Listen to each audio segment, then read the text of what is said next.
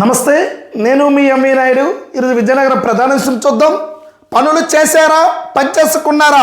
సుందరీకరణ పేరుతో కోట్ల వృధా. అధ్వానంగా పెద్ద చెరువు పరిసరాలు మనం చూస్తూ ఉన్నాం. విజయనగరం జిల్లా కేంద్రాన్ని అందంగా తీర్చిదిద్దేందుకు గత ప్రభుత్వ హయాంలో చెరువులు సుందరీకరణగా ప్రక్రియను ప్రారంభించారు. ఈ మేరకే పెద్ద ఎత్తున నిధులు కేటాయించారు. అయితే కోట్ల మేర వెచ్చించినా ఎక్కడా పనులు జరగలేదు. కొన్ని చోట్ల అరాకొరగా చేపట్టి నాటి గుత్తేదారులు చేతులు దులిపేసుకున్నారు. అప్పటి ప్రజాప్రతినిధుల అండదండలతో ఇలా జరిగినట్లు ఆరోపణలు కూడా వస్తూ ఉన్నాయి. గుత్తేదారు సంస్థను వివరాలు ఇవ్వాలని ఆదేశించినా ఇంతవరకు స్పందించలేదు. నగరంలో ఒకప్పుడు సుమారు 90 వరకు చెరువులు ఉండేవి. గత 5 ఏళ్ల పాలనలో చాలా వరకు కనుమరుగయ్యాయి. ప్రస్తుతం 30 లోపే దర్శనమిస్తూ ఉన్నాయి. అప్పట్లో పెద్ద చెరువుతో పాటు నీలాటి, కోమటి చెరువులు, అయ్య కోనేరు, బుచ్చన్న కోనేరు అభివృద్ధి చేయాలని భావించారు. ఈ మేరకే 14వ ఆర్థిక సంఘం Amrit 2.0 Andhra Pradesh greenery and beautician corporation నుంచి వచ్చిన 9.69 కోట్ల నిధులతో అంచనాలు రూపొందించారు. అన్ని చోట్ల అరాకొర పనులతో వదిలేశారు. నడకదారులు నిర్మించినప్పటికీ నాణ్యత లోపించి నిరుపయోగంగా ఉన్నాయి. పెద్ద చెరువు పరిసరాలు అధ్వానంగా దర్శనమిస్తూ ఉన్నాయి. 166 ఎకరాల్లో 10 ఎకరాల వరకు ఆక్రమణకు గురైనట్లుగా తెలుస్తూ ఉంది. జమ్ము దారిలోని కోమటి చెరువు వ్యర్థాల గట్టులతో కనిపిస్తూ ఉంది. నడకదారిలోని వెళ్ళలేని పరిస్థితి. పెద్ద ఎత్తున మొక్కలు మొలిచాయి. అరాకొర సదుపాయాలతో కనిపిస్తూ ఉన్నాయి.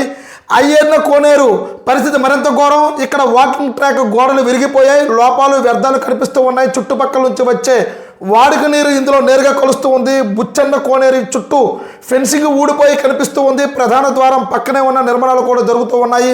ఈ పరిస్థితిపై నగరపాలక సంస్థ కమిషనర్ నల్లనయ్యను వివరణ కోరగా ఎంపిక చేసిన 5 చెరువుల వద్ద ఏపీ జిఎన్బిసి అనే గుత్తేదారు సంస్థ పనులు చేసిందని చెప్పారు. ఇంకా తమకు అప్పగించలేదని అన్నారు. ఏ పనులు ఎంత మేరకు చేపట్టారు తదితర వివరాలతో రావాలని సూచించామని, వారు ఇంకా స్పందించలేదని చెప్పారు.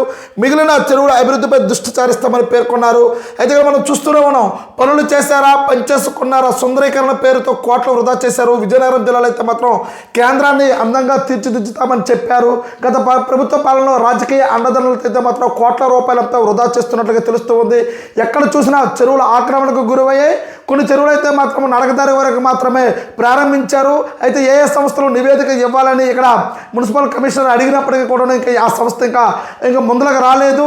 ఎందుకు రాలేదని కూడా ఆరా తీస్తూ ఉన్నారు. అయితే ప్రజలైతే మాత్రం చాలా నడవాలి అంటే మాత్రం చెరువుల పక్కన వస్తున్న దుర్వాసన, అధ్వాన పరిస్థితులు అయితే మాత్రము ఉండలేకపోతామని అక్కడ ఉన్న స్థానిక వాసులు అయితే మాత్రము చాలా వరకు అయితే మాత్రము ఇబ్బంది పడుతూ ఉన్నట్టుగా తెలుస్తూ ఉంది. చెరువులు సుందరీకరణతో విజయనగరం జిల్లాలో అయితే మాత్రం కోట్ల రూపాయలతో అయితే మాత్రము ప్రభుత్వ నిధులంతా కూడా దుర్వినియోగం చేశారు.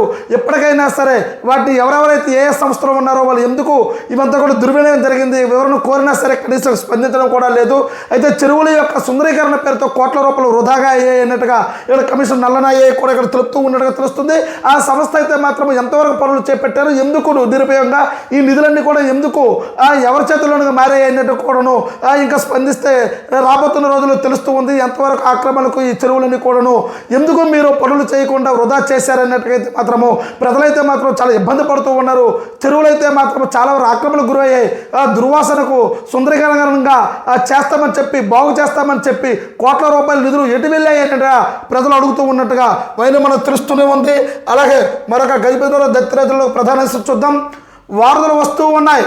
వాహనాలు రై అంటూ 4వ రైల్వే ఆర్బీబీలకు నిధులు. జిల్లాలోని 4 చోట్ల రహదారులపై వెళ్లే వాహనాలకు ఎలాంటి ఇబ్బందులు రాకుండా పై వంతెనలు ఆర్బీఓల నిర్మాణానికి రైల్వే శాఖ నిధులు మంజూరు చేసింది. ఇవి అందుబాటులోకి వస్తే నిత్యం ఇబ్బందులు పడుతున్న ప్రజలు, వాహన చోదకుల కష్టాలు తెరపడుతుందన్నట్టు తెలుస్తుంది.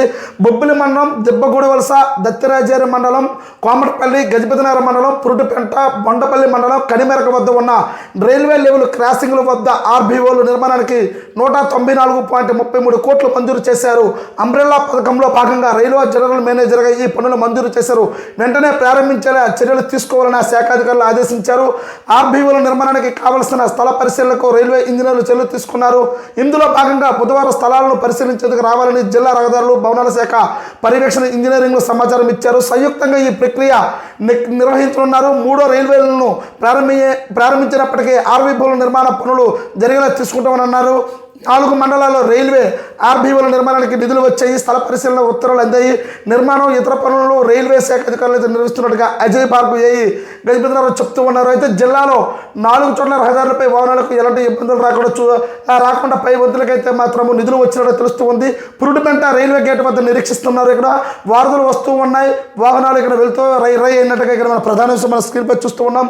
ఇక్కడ ప్రధానంగా అయితే మాత్రము రైల్వే ఇక్కడ రైల్వే జోన్లు అన్నింటిలో కూడాను ఇక్కడ ట్రాఫిక్గా చాలా వరకు అయితే మాత్రం ద్విచక్ర వాహనాలే కాదు, భారీ వాహనాలే కాదు, అసలు రైలు వచ్చిందంటే చాలు చాలా వరకు కూడాను గేట్లు పడడంతోనే వెళ్ళవలసిన సమయానికైతే మాత్రం పూర్తిగా ఇబ్బంది పడుతూ ఉన్నారు. చాలా వరకు విద్యార్థులు అయితే మాత్రం చాలా ఇబ్బంది పడుతూ ఉన్నారు. అలాగే ముసలివారు ఒకరని కాదు, ప్రయాణికులు ప్రయాణించాలంటే మాత్రము చాలా ఇబ్బంది పడుతూ ఉన్నారు. మానాపురం అనే కాదు, ఇక్కడ బొబ్బులనే కాదు, చాలా వరకు కూడా అయితే నిధులు వచ్చాయి. ఇక్కడ కేంద్ర ప్రభుత్వం మాత్రము వంతులకు సంబంధించిన పూర్తి కూడా నిధులు వచ్చాయి. ఇక్కడ ఎవరికి కూడా వాహనదారులు ఇబ్బంది లేకుండా ఇవన్నీ కూడాను కొద్ది రోజులైతే మాత్రము పూర్తి చేస్తామన్నట్టుగా అధికారులు చెప్తూ ఉన్నారు. నిధులు వచ్చిన వెంటనే వాహనదారులకి అంటే ఇక్కడ వర్తక వ్యాపారాలు కావచ్చు, విద్యాభివృద్ధికి కావచ్చు, వైద్యానికి కావచ్చు, ఎక్కడికి వెళ్ళాలన్నా సరే ట్రాఫిక్ ఒక్కసారి గేటు పడిందా అంటే మాత్రం ఒక 1 అవర్ 20 నిమిషాలు 30 నిమిషాలు అలాగే చాలా వరకు అయితే మాత్రం ఇబ్బంది పడుతూ ఉన్నట్టుగా చోదకులందరూ కూడా తెలుస్తూ ఉంది.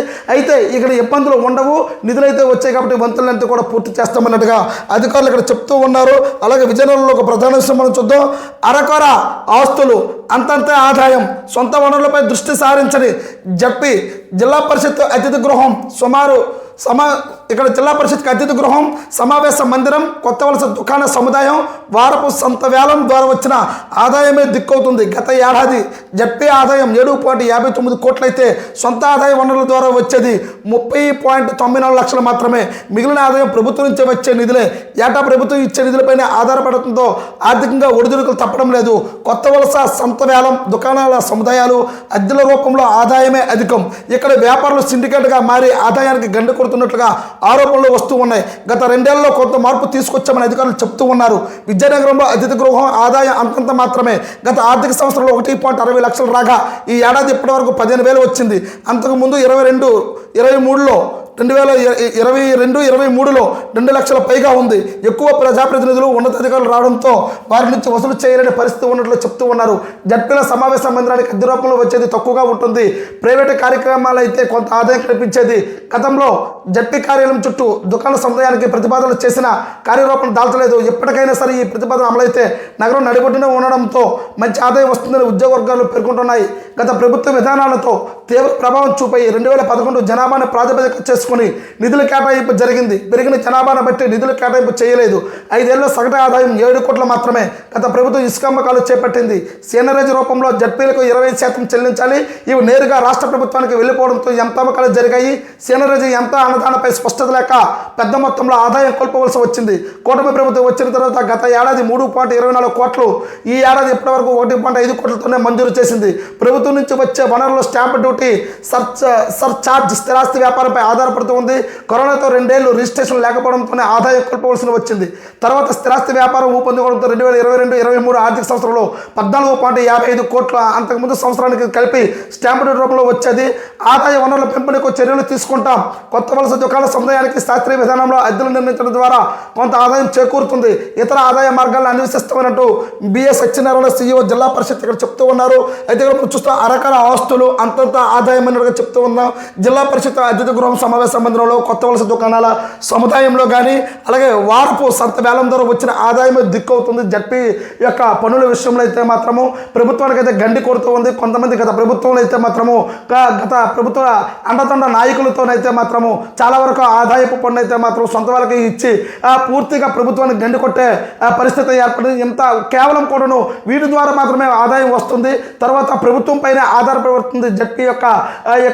జడ్పీ నుంచి వచ్చే నిధులన్నీ కూడాను గ్రామాల్లోనికి పట్టణాల్లోనికి వెళ్ళాలి కాబట్టి వాటన్నిటి కూడాను ప్రభుత్వం పైన భారం పడుతుంది. కానీ ఇక్కడ రావాల్సిన జడ్పీలో రావాల్సిన ఏవి కూడాను శిస్తుల రూపంలో కానీ పన్నుల రూపంలో కానీ వాటి వేలం పాటల విషయంలో కానీ ఏవి కూడాను రాకపోవడంతో చాలా వరకు అయితే ఇబ్బంది పడుతూ ఉన్నారు. ఇప్పటికైనా సరే ఇవన్నీ కూడాను రావాల్సిన పూర్తిగా క్రమబద్ధీకరణ ఎప్పుడు చేస్తారన్నట్టుగా ప్రజలైతే మాత్రం అడుగుతూ ఉన్నారు. అయితే ఇక్కడ అధికారులు కూడా చెప్తూ ఉన్నారు ఇది గత ప్రభుత్వంలో చేసిన లోపాల వల్లే ఇవన్నీ కూడాను చాలా ఇబ్బందులు పడ్డా కానీ ఇవన్నీ కూడాను క్రమబద్ధీకరణ చేస్తామన్నట్టుగా ఇక్కడ CEO తెలుపుతూ ఉన్నారు. అలాగే గరివుడి యొక్క ప్రధాన విషయం మనం చూద్దాం. ఆక్రమణల చెరలో ఆర్ఎన్బి స్థలాలేనంటూ ఇక్కడ ప్రధాన విషయం మనం చూస్తూ ఉన్నాం. చీపురుపల్లి ప్రభుత్వ ఆదర్శ డిగ్రీ కళాశాల ప్రధాన ద్వారం పక్కన దుకాణం ఏర్పాటు చేసి ఓ పక్కన మట్టి పోసారేలా గరివిడి చీపురుపల్లి పట్టణాల మధ్య విజయనగరానికి పాలకొండ ప్రధాన రహదారిని ఆనుకుని ఉన్న స్థలాలు ఆక్రమణకు గురవుతూ ఉన్నాయి. వాణిజ్య అవసరాలకు అనువుగా ఉండడంతో కొందరు ఆక్రమించి దుకాణాలు ఏర్పాటు చేసుకుంటున్నారు. మరికొందరు షాపులు ఏర్పాటు చేసి అద్దెలకు ఇస్తూ ఉన్నారు. దీంతో పార్కింగ్ ప్రదేశం తగ్గి వాహన చోదకులు ఇబ్బంది పడుతూ ఉన్నారు. ప్రభుత్వ ఆదర్శ డిగ్రీ కళాశాల ప్రధాన ద్వారం పక్కన ఆర్ఎన్బి స్థలాలపై అక్రమార్కులు కన్నుపడింది. కర్రలు కట్టి స్థలాలు ఆక్రమించారు. కళాశాల వర్గాలు చెప్తున్నా పట్టించుకోవడం లేదు.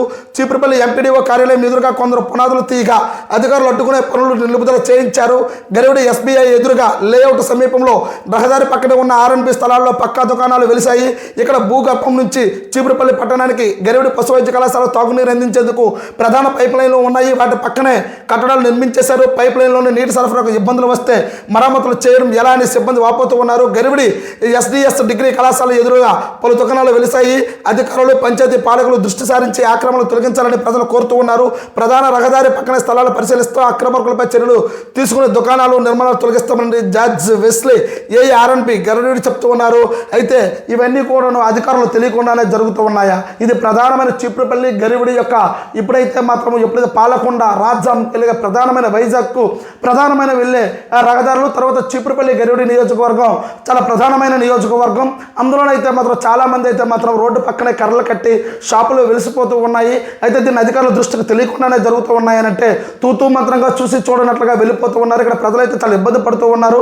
ఇక్కడ రోడ్లన్నీ కూడా పార్కింగ్ చేయాలంటే మాత్రము అంతా కూడా రోడ్డు అంతా పూర్తిగా ఆక్రమణకు గురవుతున్నప్పుడు పార్కింగ్ ఎక్కడ చేయాలని ప్రజలు వాపోతూ ఉన్నారు. ఇప్పుడు అధికారులు అయితే మాత్రం ఎప్పుడైతే అప్రమత్తం అవుతారో, ఎప్పుడైతే కథనాలు వస్తాయో అప్పుడు అప్రమత్తమయ్యి వాళ్ళ యొక్క ఎవరైతే ఆక్రమణ చేస్తారో వాళ్ళందరూ కూడా తీస్తాము, దాని గురించి ఇబ్బంది లేదు అని అన్నట్టుగా అధికారులు ఇక్కడ చెప్తూ ఉన్నారు.